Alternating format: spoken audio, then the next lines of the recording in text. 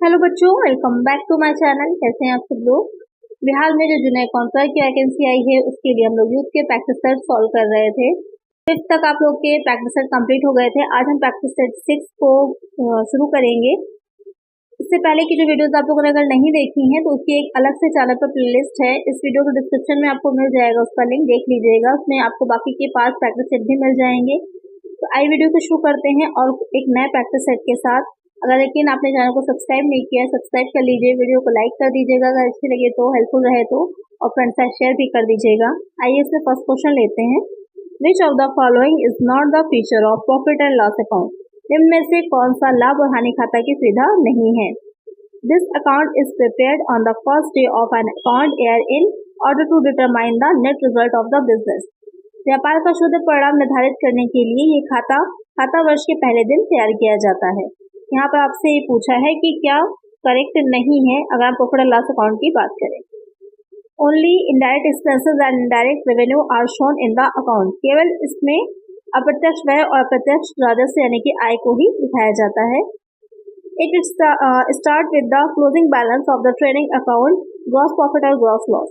यह trading account के समापन शेष से शुरू होता है, अर्थात सकल लाभ या सकल नुकसान।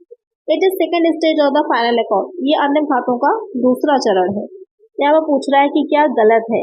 तो क्या गलत है अगर हम उसकी बात करें तो जो पहला पॉइंट दे रखा है कि ये शुद्ध परिणाम निर्धारित करने के लिए खाता वर्ष के पहले दिन तैयार किया जाता है। यहाँ पर क्या कह रहा है कि ये फर्स्ट डे प्रिपेयर किया जाता है, तो ये गलत हो जाएगा। ये फर्स्ट डे निकालते हैं जिससे नेट प्रॉफिट ही है कि क्या हमारा नेट रिजल्ट आया, लेकिन हम इसे फर्स्ट डे नहीं तैयार करते। हम जो सारे अकाउंट्स रखने के बाद इसको फाइनल अकाउंट्स में शामिल किया जाता है तो प्रॉफिट एंड लॉस अकाउंट आता है। तो यही वाला पॉइंट हमारा गलत हो जाएगा, रॉन्ग हो जाएगा। तो एक आंसर होगा हमारा ऑप्शन ए। इनडायरेक्ट रेवेन्यू इनडायरेक्ट एक्सपेंसेस होते हैं, ये भी करेक्ट है आपका पॉइंट। इसके अलावा कह रहा है कि शुरुआत जो की जाती है इसकी ट्रेडिंग अकाउंट में जो ग्रॉस प्रॉफिट या ग्रॉस लॉस आता है उससे की जाती है, ये भी 100% करेक्ट है।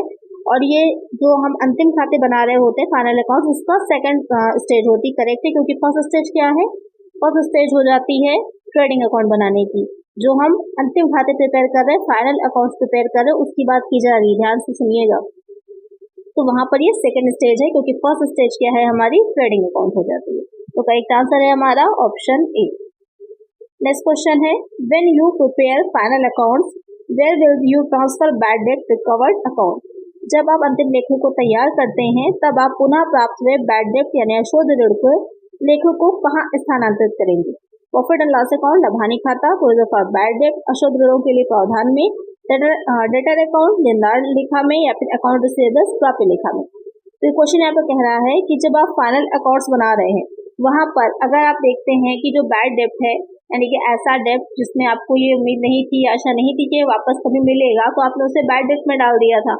लेकिन अगर उसकी रिकवरी हो जा रही है तो उसे आप कहाँ पर दिखाते हैं, ये क्वेश्चन पूछ रहा है। तो उसे हम कहाँ दिखाते हैं, बैड डेट रिकवर अगर हो रहा है तो उसे हम प्रॉफिट एंड लॉस अकाउंट में दिखाते हैं। एक आंसर क्या हो जाएगा, ऑप्शन ए हो जाएगा। और ये क्या है, एक तरह की इनकम मानी जाती है, तो किस साइड में दिखाएंगे हम, तो इसे हम दिखाते हैं जो प्रॉफिट एंड लॉस अकाउंट है उसका जो क्रेडिट साइड है, क्योंकि रिकवर हुआ है इसलिए हम उसे क्रेडिट साइड में शो करते हैं। तो एक आंसर हो जाएगा ऑप्शन ए। नेक्स्ट क्वेश्चन है, GST is divided into how many parts. GST को कितने भागों में विभाजित किया गया है, 2, 3, 4, 5। बहुत अच्छा, बहुत इजी सा क्वेश्चन है। जीएसटी को कितने पार्ट में डिवाइड किया गया है, इसका आंसर सभी लोग मुझे कमेंट करेंगे। बहुत ही सिंपल सा क्वेश्चन है। हो सके तो ये भी बताइएगा कि वो कौन कौन से हैं, जैसे सीजीएसटी है, आईजीएसटी है, 2 तो मैंने आपको बता ही दिए, बाकी के और कितने हैं टोटल वो आप लोग मुझे कमेंट करिएगा। नेक्स्ट क्वेश्चन है, in the books of account of Rajkumar for the year ending 31st March 2018, goods returned to Sunita valued at ₹650 was debited to Anita's account. What is the correction entry required to be made in books of account? 31 मार्च 2018 को समाप्त होने वाले वर्ष के लिए जो राजकुमार के खातों की पुस्तकों में सुनीता को लौटाए गए माल को 650 रुपए का जो था उसे अनीता के खाते में डेबिट किया गया था। यानी कि जो सुनीता को माल लौटाया गया है 650 रुपए का, लेकिन वो गलती से अनीता के खाते में डेबिट कर दिया गया है। अब आपको इसको सुधार की एंट्री करनी है, एडजस्टमेंट एंट्री करनी है आपको करेक्ट करने की। तो वो एंट्री क्या होगी, ये क्वेश्चन पूछ रहा है। Anita account debit to purchase return account, Sunita account debit to Anita account, Sunita account debit to purchase return account, Sunita account debit to purchase return account. तो एंट्री क्या होगी क्वेश्चन में ये पूछ रहा है। तो एंट्री क्या होगी, एंट्री हो जाएगी Sunita account debit to Anita account, क्योंकि जो चीज दिखाई जानी थी सुनीता के अकाउंट में दिखा किसने दी गई है, अनीता के अकाउंट में दिखा दी गई है। तो हम उसी से एंट्री ही करेंगे। तो एक आंसर हो जाएगा ऑप्शन बी। नेक्स्ट क्वेश्चन है, dash can rise because of failure to differentiate between capital and revenue expenditure और कैपिटल एंड रेवेन्यू रिसीव। पूंजी और राजस्व व्यय या पूंजी और राजस्व प्राप्तियों के बीच अंतर करने में विफलता के कारण डैश बढ़ सकती है। Error of commission, compensating error, error of principle, error of omission. Question कह रहा है कि जो कैपिटल एक्सपेंडिचर होते हैं और जो रेवेन्यू एक्सपेंडिचर होते हैं या फिर रिसीप्ट होती हैं, अगर आप उनमें जो डिफरेंशिएट करना होता है कि कौन सी कैपिटल है कौन सी रेवेन्यू है, उसी के अकॉर्डिंग हम ऐसे कैपिटल है तो उसे हम बैलेंस शीट में दिखाएंगे, रेवेन्यू है तो आपकी प्रॉफिट एंड लॉस अकाउंट में जाएगी। लेकिन अगर हम उसी में गलती कर देते हैं तो उस गलती का क्या इफेक्ट पड़ता है, उससे किस तरह के एरर हो सकते हैं, ये क्वेश्चन पूछ रहा है। तो सिंपल सी बात है, अगर आपने मिस्टेक यही कर दी पहचानने में किसी भी एक्सपेंस को कि वो रेवेन्यू है या फिर कैपिटल है, तो आप प्रिंसिपल की ही त्रुटि कर रहे हैं, तो ये किस तरह की आपकी एरर है, ये एरर ऑफ प्रिंसिपल हो जाएगा। तो एक आंसर हो जाएगा हमारा ऑप्शन सी होगा। तो नेक्स्ट क्वेश्चन है, which of the following statement is incorrect. निम्नलिखित में से कौन सा कथन गलत है। यहाँ पर आपको बताना है क्या इनकरेक्ट है। The discount column of the cash book is not posted in an example of error of omission. रोकड़ बही जो कैश बुक बनाते हैं का डिस्काउंट कॉलम जो है वो पोस्ट नहीं किया गया है, यानी इसकी खतौनी नहीं की गई है, तो चूक की त्रुटि का ये किस तरह की चूक की त्रुटि का उदाहरण है। Full omission doesn't affect trial balance. पूर्ण चूक जो है वो ट्रायल बैलेंस को प्रभावित नहीं करती, यानी कि पूरी तरह से अगर कोई गलती करी गई है स्टार्ट से एंड तक तो उससे ट्रायल बैलेंस इफेक्ट नहीं करता। An error in wrong costing of the sales day book will not affect the personal account of debtor. बिक्री दाने की गलत कॉस्टिंग में त्रुटि देनदारों की व्यक्तिगत खाते को प्रभावित नहीं करेगी। Error of commission permits the trial balance to agree. Commission की त्रुटि जो है वो ट्रायल बैलेंस को सहमत होने की अनुमति देती है। यहाँ पर क्वेश्चन क्या कह रहा है कि इसमें से कौन सा कथन गलत है, रॉन्ग क्या है वो आपको बताना है। तो पहला पॉइंट अगर कह रहा है कि डिस्काउंट कॉलम को पोस्ट ही नहीं किया गया, तो ये चूक की त्रुटि का उदाहरण है, करेक्ट है कि चूक हुई है। एरर ऑफ ओमिशन है कि आपने पोस्ट करने में ही गलती कर दी है, पोस्ट नहीं किया है। दूसरा कह रहा है कि full omission doesn't affect trial balance, तो ये वाला भी आपका जो है वो सही है। अगर स्टार्ट में प्रविष्टि एंट्री करना ही आप भूल गए, आपने एंट्री ही नहीं की किसी चीज की, तो जो चीज आपने अकाउंट में दिखाई ही नहीं है तो आगे आपकी अकाउंट में किसी तरह की कोई भी उससे कंफ्यूजन क्रिएट होगी ही नहीं, कोई एरर दिखाएगा ही नहीं। जब आप गलत दिखा देते हैं या टोटल में गड़बड़ कर देते हैं या 650 की है 6200 की दिखा दी आपने, तो इस तरह की त्रुटियां जो होती है उससे बैलेंस मैच नहीं करता। तो उसकी जो ट्रायल बैलेंस हम मेनली बनाते हैं उससे हमें अर्थमेटिक एक्यूरेसी पता चलती है कि गणितीय शुद्धता का ज्ञान होता है। मेनली जो आपका ट्रायल बैलेंस बनता है क्वेश्चन ये पूछा जाता है तो अर्थमेटिक एक्यूरेसी बताता है कि गणितीय शुद्धता कितनी है। नेक्स्ट है यहाँ पर कि error in wrong posting of the sales day book will not affect the personal account of debtor. अगर आपने सेल्स डे बुक में गलत वो कर दी है, लिख दिया है, गलत कॉस्टिंग कर दी है, तो उससे आपकी जो पर्सनल डेटर का अकाउंट है वो प्रभावित नहीं करेगा, ये भी सही है। डी वाला पॉइंट जो कह रहा है वो इनकरेक्ट हो जाएगा कि कमीशन की अगर चूक की त्रुटि है तो ट्रायल बैलेंस उससे सहमत होने की अनुमति देता है। तो यहाँ पर अगर चूक में आपने की त्रुटि कर दी है तो उससे जो ट्रायल बैलेंस है वो इफेक्ट होता है। तो एक आंसर यहाँ पर क्या होगा, ऑप्शन डी वाला पॉइंट आपका गलत हो जाएगा। और ये आपके एरर्स क्या होते हैं, कितने टाइप के होते हैं, इसको बहुत अच्छे से डिटेल में मैंने इस पर आपकी क्लासेस में एक वीडियो अपलोड करी थी, आपने अगर देखी हो, अगर नहीं देखी है तो क्लासेस की वीडियोस में देख लीजिए, आपको सारी जितने तरह के एरर्स होते हैं अच्छे से समझ में आ जाएंगे वहाँ पर। नेक्स्ट क्वेश्चन है, which of the following statement is correct regarding the bank reconciliation statement. Bank समाधान विवरण के संबंध में निम्नलिखित में से कौन सा कथन सही है। The Reserve Bank of India prepares the bank reconciliation statement. भारतीय रिजर्व बैंक समाधान विवरण तैयार करता है, गलत है। Bank overdraft as per the cash book means a debit balance. रोकड़ बही के अनुसार बैंक ओवरड्राफ्ट का अर्थ है, यानी कि बैंक ओवरड्राफ्ट का अर्थ क्या हो जाएगा कि डेबिट बैलेंस है। बी पॉइंट आपका ये कह रहा है, क्योंकि क्या हो जाएगा, गलत हो जाएगा। अगर डेबिट बैलेंस होता है तो ओवरड्राफ्ट नहीं बनता है। चलिए नेक्स्ट क्वेश्चन है, trial balance document is necessary for bank reconciliation. Bank समाधान के लिए ट्रायल बैलेंस दस्तावेज क्या होता है, इंपॉर्टेंट होता है, आवश्यक होता है, जरूरी नहीं होगा। Cheque deposit and cleared on the same date will have no effect on the bank and cash balance. Cheque को डिपॉजिट किया गया है बैंक में और उसी दिन क्लियर भी करा दिया गया है, तो इसका बैंक या फिर कैश बैलेंस को कोई इफेक्ट नहीं पड़ता है।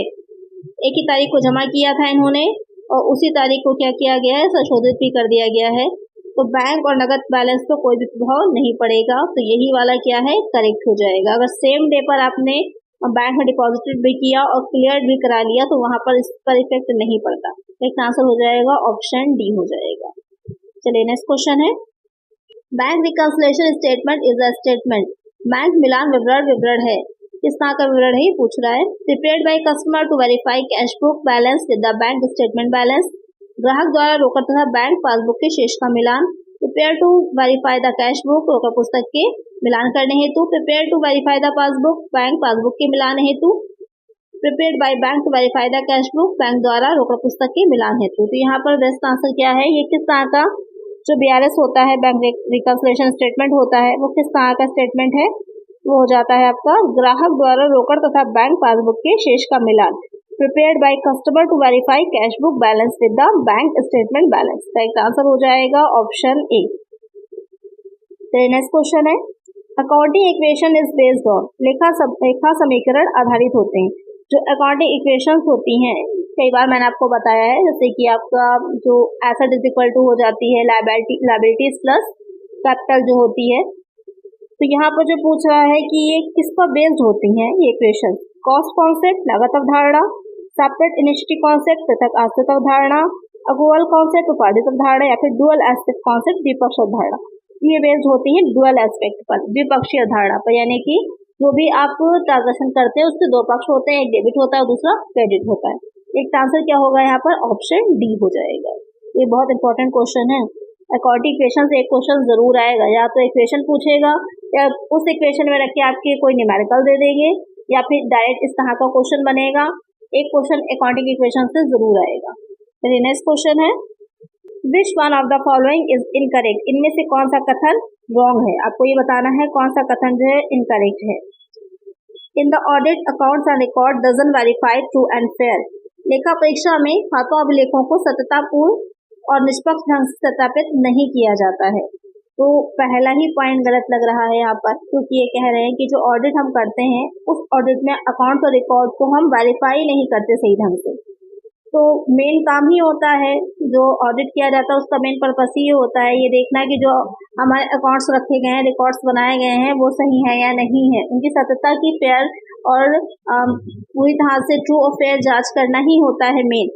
तो वेरीफाई करना ही मेन काम ही है उसका। तो यही वाला आपका इनकरेक्ट हो जाएगा। और भी देख लेते हैं, audit is conducted in accordance with generally accepted auditing principal.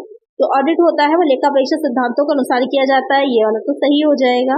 An auditor shall evaluate accounting records primarily on the basis of solid evidence.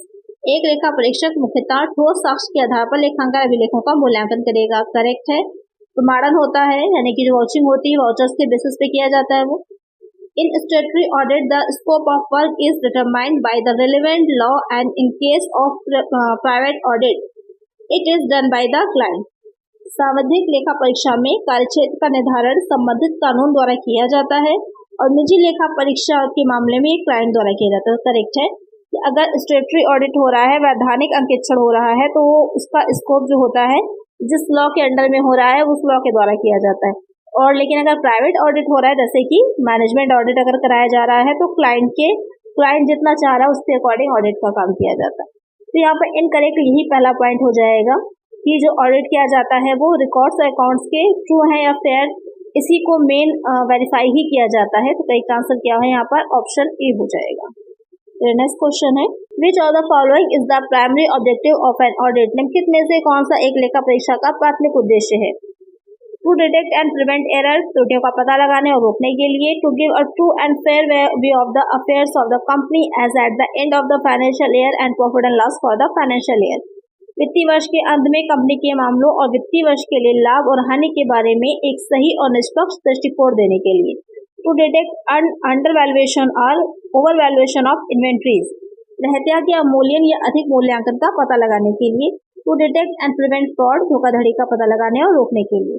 तो जो लेखा परीक्षा या ऑडिट होता है, जितने आपके ये चार जो पॉइंट दे रखे हैं, चारों ही पर्पस तो होते हैं, चारों ऑब्जेक्टिव होते हैं, लेकिन जो ऑडिट होता है उनके ऑब्जेक्टिव्स को हम दो टाइप से डिवाइड करते हैं, एक प्राइमरी होता है, दूसरा सेकेंडरी हो जाते हैं। तो जो प्राइमरी ऑब्जेक्टिव होता है वो मेन आपका हो जाएगा कि फाइनेंशियल ईयर के एंड में ये देखना कि जो स्टेटमेंट ऑफ अफेयर्स बनाया गया है, बैलेंस शीट रखी गई है, प्रॉफिट एंड लॉस अकाउंट है, वो सही निष्पक्ष रूप से सही चीजें दिखा रहे हैं या नहीं दिखा रहे हैं। तो करेक्ट आंसर क्या हो जाएगा हमारा? ऑप्शन बी हो जाएगा। नेक्स्ट क्वेश्चन है analytical procedures issued in the planning stage of an audit generally. एक लेखा परीक्षा की योजना बनाने के चरण में जारी की गई विश्लेषणात्मक प्रक्रियाएं सामान्य रूप से helps to determine the nature, timing and extent of other audit procedures। लेखा परीक्षा की प्रक्रियाओं की प्रकृति, समय और विस्तार का निर्धारण करने में मदद करना। Direct attention to potential risk area, संभावित जोखिम क्षेत्रों की ओर ध्यान आकर्षित करता है। Indicates important aspect of business, व्यवसाय के महत्वपूर्ण पहलुओं की ओर संकेत करता है। ऑल ऑफ द अबव, उपयुक्त सभी। क्वेश्चन क्या कह रहा था? तो यहाँ पर उनमें मेनली किन चीजों पर ध्यान दिया जाता है, ये आपसे क्वेश्चन पूछ रहा है। तो वहां पर हम लेखा परीक्षा की प्रक्रियाओं की प्रकृति, समय, विस्तार का निर्धारण भी करते हैं। जोखिम कितना है, किस तरह का है, इस पर भी ध्यान आकर्षित होता है और व्यवसाय के महत्वपूर्ण पहलुओं की ओर भी संकेत करते हैं। तो इन तीनों ही चीजों को इम्पोर्टेंट हो जाएंगी। करेक्ट आंसर हो जाएगा यहाँ पर हमारा ऑप्शन डी हो जाएगा कि जब भी एक लेखा परीक्षा यानी कि ऑडिट का प्लान बनाया जा रहा होता है तो उसके चरण में उसके प्रोसीजर्स जो होते हैं ऑडिट प्रोग्राम तैयार करने में, तो सामान्य रूप से इन सारी ही चीजों की ओर संकेत किया जाता है, सारी ही चीजों को उसमें शामिल किया जाता है। करेक्ट आंसर है ऑप्शन डी। नेक्स्ट क्वेश्चन है physical verification is carried out for. निम्नलिखित के लिए भौतिक सत्यापन किया जाता है। क्लोजिंग स्टॉक, अंतिम रहतिया, रेंट इनकम, क्रय से आय, रेंट रिसीट, प्राप्त किराया, वेजेस एंड सैलरीज, मजदूरी और वेतन। क्वेश्चन कह रहा है फिजिकल वेरिएशन। तो फिजिकल वेरिएशन आप उन्हीं चीजों का कर पाएंगे जो आपके लिए मतलब सामने से आप दिन में देख सकते हैं, जो फिजिकली एग्जिस्ट करती हैं, उनका ही आप फिजिकल वेरिएशन कर सकते हैं। जैसे कि हम गुडविल की बात करें तो गुडविल या ख्याति किसी को दिखती नहीं, लेकिन उसकी वैल्यूएशन होती है। गुडविल की वैल्यू होती है, उसे निकाला जाता है। 4 मेथड्स होते हैं गुडविल निकालने के, तो उसको आप वैल्यूएशन उसकी निकाल सकते हैं। लेकिन यहाँ पर बहुत सी ऐसी चीजें होती हैं, बहुत से ऐसे एसेट्स हैं जो आपको दिखाई नहीं देती, लेकिन बहुत सी ऐसी हैं जो आपके सामने हैं, जिनका आप देख करके फिजिकली जान सकते हैं, जैसे कि बिल्डिंग है, मशीनरी है। इसी तरह यहाँ पर पूछा है कि क्लोजिंग स्टॉक, तो जो क्लोजिंग स्टॉक है, अंतिम रहतिया है, उसका आप भौतिक सत्यापन कर सकते हैं कि जो अकाउंट्स में आपके दिखा रहा है कि इतना बचा है, तो एक्चुअल में इतना स्टोर हाउस में या वेयर हाउस में है या नहीं है। तो इसको आप देख करके उसकी वैल्यू निकाल सकते हैं, उसको सत्यापित कर सकते हैं। करेक्ट आंसर है ऑप्शन।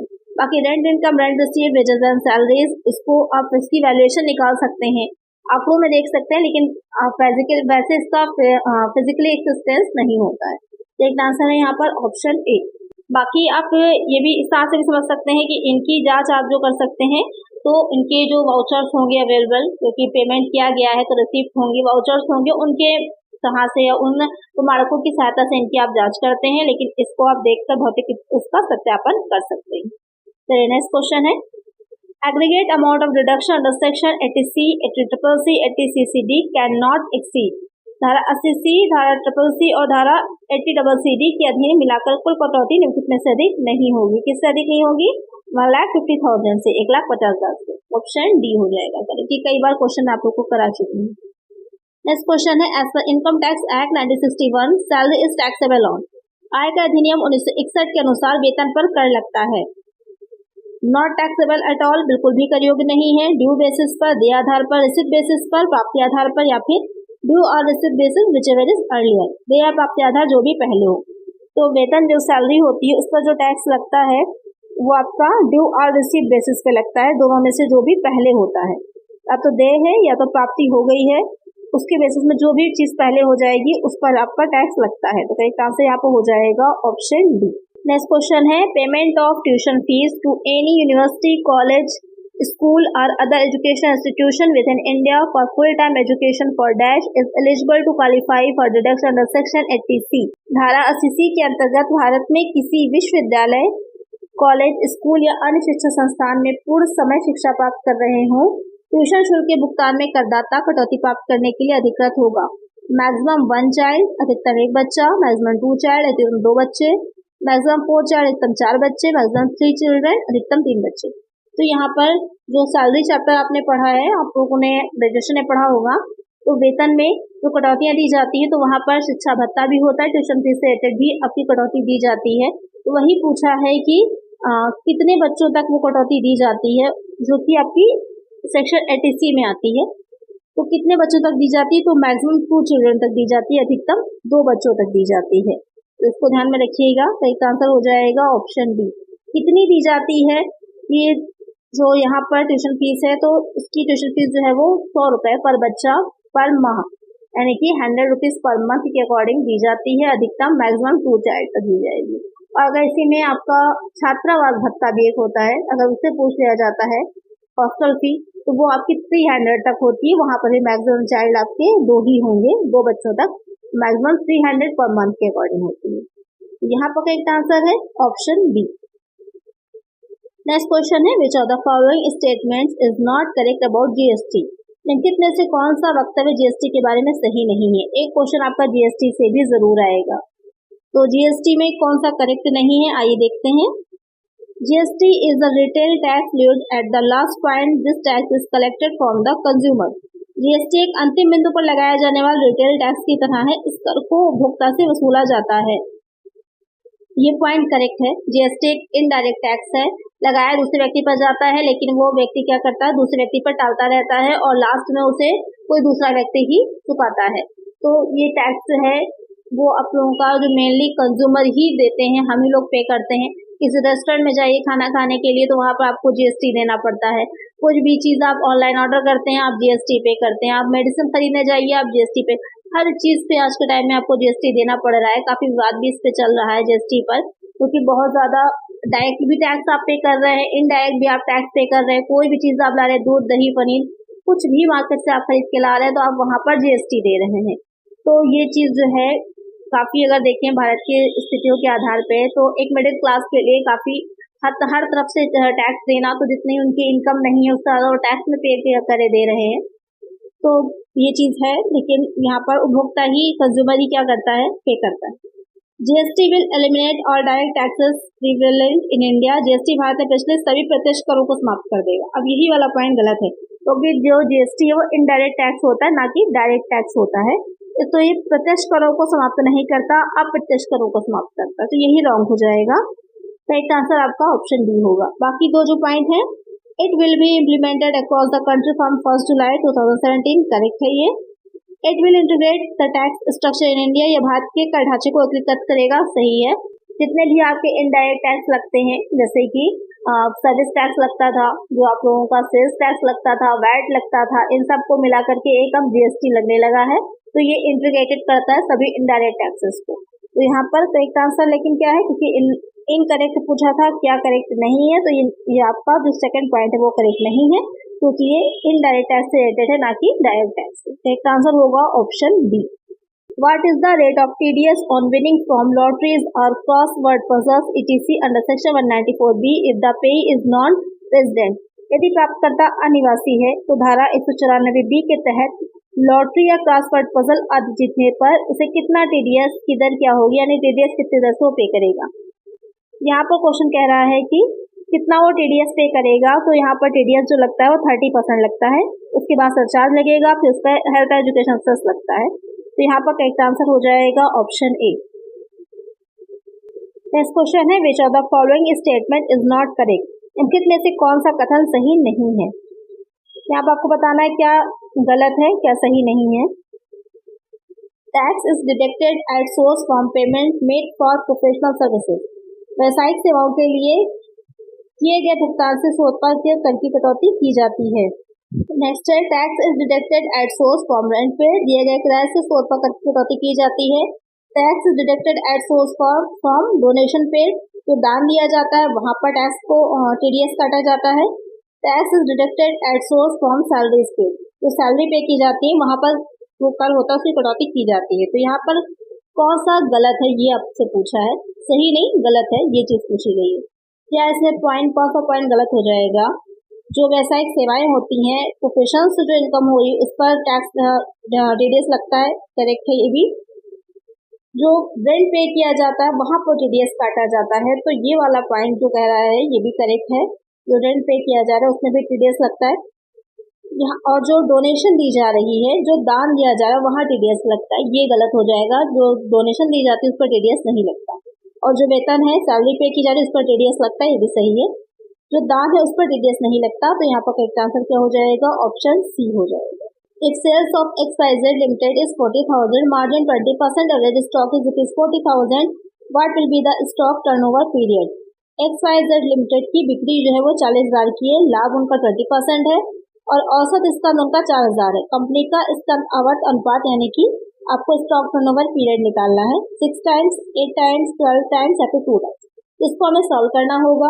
आइए देखिए कैसे सॉल्व करते हैं इसे। तो सॉल्व करने के लिए सबसे पहले हमें पता होना चाहिए इसका फॉर्मूला कि कैसे इसको सॉल्व किया जाता है। इसका फॉर्मूला क्या हो जाता है, COGS क्या हो जाएगा, कॉस्ट ऑफ गुड्स सोल्ड, उसकी फुल फॉर्म हो जाती है cost of goods sold upon में एवरेज स्टॉक आ जाता है आपका। तो कॉस्ट ऑफ गुड्स सोल्ड आपके क्वेश्चन में, तो कॉस्ट ऑफ गुड्स सोल्ड आपके क्वेश्चन में मेंशन नहीं है, लेकिन हमको ये पता है कि सेल कितनी है। तो यहाँ पर जो 40,000 है उसका 20% हम निकाल देंगे, जो कि 20% प्रॉफिट दे रखा था वो हम निकाल देंगे, तो 8,000 वो हमारा प्रॉफिट हो जाएगा। तो सेल में से जब हम नेट प्रॉफिट को लेस कर देंगे तो निकल के हमारी कॉस्ट ऑफ गुड्स सोल्ड आ जाएगी। 40,000 में से 8,000 लेस होगा, आपकी जो 32,000 है 32,000 है वो निकल के आ गई हमारी कॉस्ट ऑफ गुड्स सोल्ड। अब यहाँ पर फॉर्मूले में रख दीजिए, सॉल्व कर दीजिए। यहाँ पर एवरेज स्टॉक ऑलरेडी दे रखा है, अगर आपको ओपनिंग स्टॉक या और क्लोजिंग स्टॉक दे रखा होता है तो दोनों को ऐड करके अपॉन 2 कर देते हैं तो हमारा एवरेज स्टॉक निकल आता है। डिवाइड कर देंगे, कितना आ जाएगा, 8 टाइम्स आ जाएगा। यही हमारा क्या हो जाएगा, आंसर हो जाएगा।